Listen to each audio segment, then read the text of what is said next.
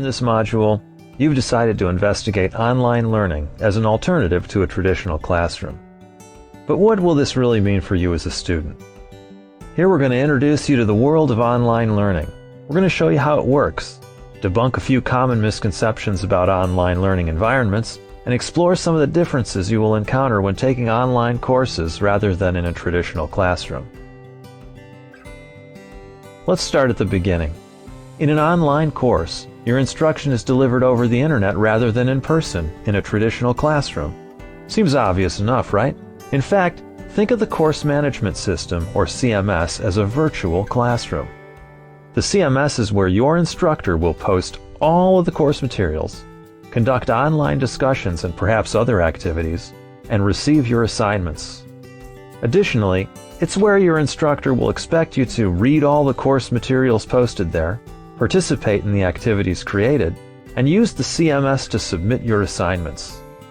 Accessing the CMS is easy. You can log in using any internet-capable device, a computer, a tablet, or even your smartphone. This means that you will be able to go to class whenever and wherever you'd like, as long as you have an internet connection. Online learning is not new, but it's quickly evolving to become a more and more powerful tool for teaching and learning. That's why we think it's important to start our discussion by debunking some of the more common myths about online learning. These misconceptions might already sound familiar, or they may surprise you, but they've gotten in the way of some students who then found it difficult or impossible to complete their online courses successfully. We don't want you to be one of these students. This is why we've made this introductory module. We want to give you a clear idea of what you can expect from online learning and provide you with some tips that will help you not only to succeed, but to excel in your online course. Let's start by addressing the 7 most common myths about online learning. Select from the 7 tabs to find out what they are. I've heard that taking the online class is way easier than taking the class on campus. You don't even have to go to class. You just hand in the assignments and you're done. The workload for any particular course is the same regardless of the way it's delivered. And if you really think about it, there is more reading in an online class because you have to read all your teacher's instructions rather than hearing them in the class. In an online environment, you need to be more self-disciplined and motivated because you won't be facing the instructor every session. The good news is that online classes will give you the flexibility to learn when you're ready to learn and at times that work with your schedule. This can be a real plus for students with busy lives. In an online class, you're not limited by class times, so you don't have to worry about conflicts with other classes you want to take, your work schedule, or other time constraints. Whether you decide to take your classes in a traditional or an online setting is up to you. One option really isn't easier than the other. It's all about finding out the best fit for your life, your time, and your habits. If I'm taking an online class, I can turn in assignments whenever I want, right? I just get all assignments from the instructor and blast through in 2 weeks, rather than wasting a whole semester.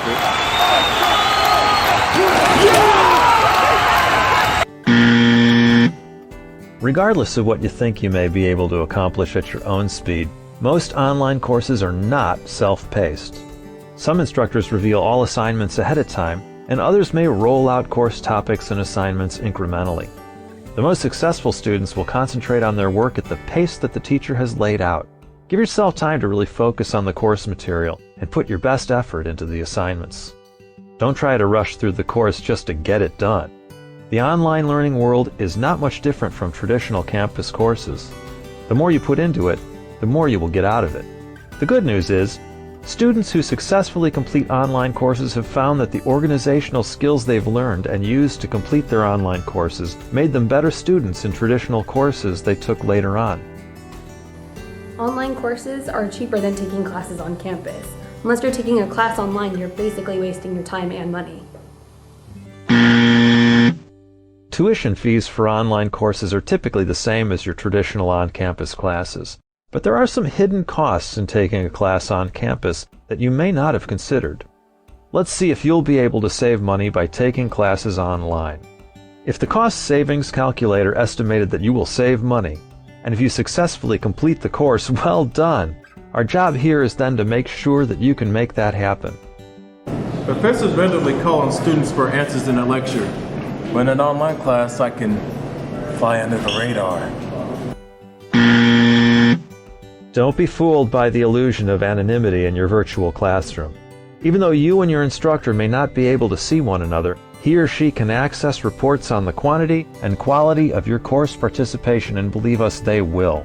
They want to know how you're doing, and they want to know how they're doing, and participation will definitely be a key component of any of your classes. In fact, sometimes faculty know more about their online students than their on-campus students. The good news is, online learning can provide you with the opportunity to develop meaningful relationships with your professors and with other students taking the same course. Conversing online can seem strange or artificial at first, but once they get used to it, most people really enjoy the online discussions.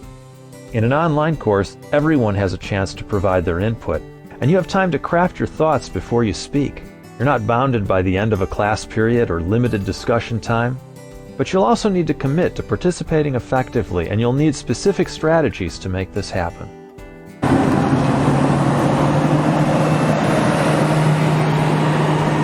I spend a lot of time talking to my friends on social media and I text them more than I talk to them. I don't need to learn any technical skills to take a class online. I don't really know my way around a computer, but clearly my instructor does. I'll just rely on him or her to help me figure it out during the course of the semester. My online class will teach me anything I need to know, right? Online learning generally does not require extensive technical knowledge, but you have to understand the basics about your computer, the internet, and how to use your school's course management system, or CMS. Watch the Getting Tech Ready tutorial for an overview of the technology you'll be using, and then be sure to seek out information or tutorials provided by your school about their CMS before starting your course. Take the time to really understand your online environment before you get too far into the semester. You won't want to wait until minutes before an assignment is due to learn which buttons you need to push in order to submit it.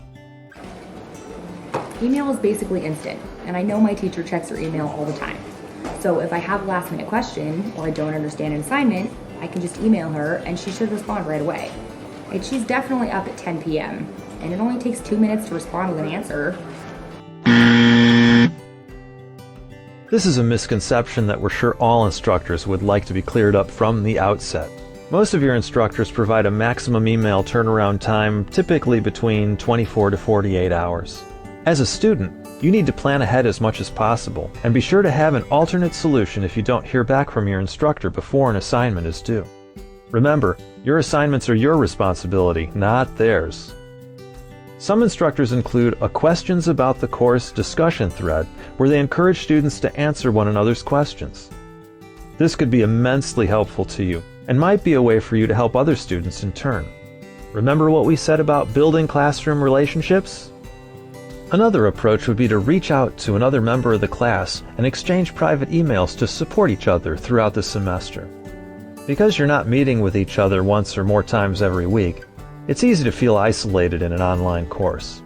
Try some of these tactics so that you can connect with others.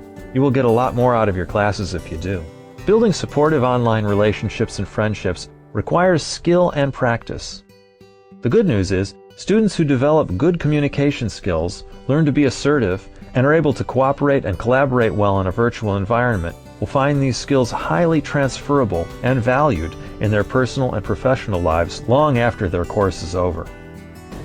If I didn't finish my assignment on time, I would just tell my instructor that I brought the wrong notebook to class, or that my printer ran out of ink.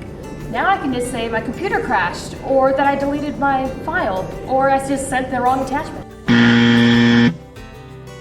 Probably none of these excuses will work. Remember, your instructors have not only heard every excuse in the book, probably more than once, but they're also pretty tech-savvy themselves. They are, after all, teaching a college-level online course. Make sure you fully understand your instructor's expectations, and that you comply with them in a timely manner. Keep an open channel of communication with them if you need help or have any questions. Detailed information about your instructor's policies and expectations should be included on their course syllabus. Some instructors also provide checklists for all deadlines. If your instructor does not, it might be helpful to create your own assignment checklist. The organizational and study skills you develop for your first online course will put you on the road to success for all your future learning experiences, whether they are online or in a traditional learning environment. So now that we've introduced you to some of the basics of online learning, let's take the next step in your quest for online success. Each lesson in this series includes a variety of instructional aids, activities, and resources that will help prepare you as a successful online learner. And the good news is, you've already started.